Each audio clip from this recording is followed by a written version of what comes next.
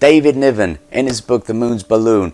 Who the hell is he, you might be wondering? Well, check him up on IMDb and you'll realize that his career spanned 5 decades, in which he played films such as An Around the World in 80 Days, The Guns of Navarone and The Pink Panther, to name but a few. As luck would have it, he fell into acting by chance when he was traveling around the US after serving in the British military, and he was recommended to try his hand in acting, and he ended up doing some extra work or supporting artist roles on various productions.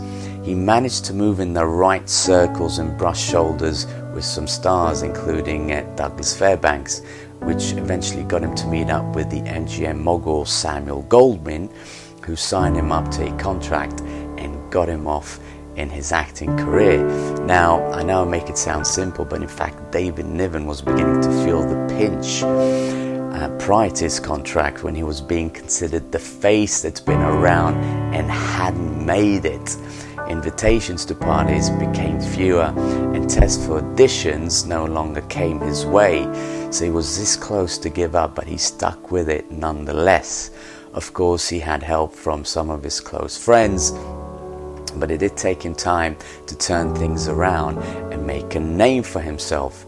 Also, his life was inflicted with numerous tragedies, one of those being his first wife falling down the stairs and dying soon after because of a concussion that she received from the fall. Plus, his second wife got shot in the face while she was out with David hunting. Luckily, she managed to survive. One piece of advice David got when he started out in his acting career was from the great Charlie Chaplin, who saw his performance in one of his earlier films. And while the other guests were flattering and enthusiastic of David's performance in the film, Chaplin said, "Don't be like the majority of actors. Don't just stand around waiting your turn to speak. Learn to listen."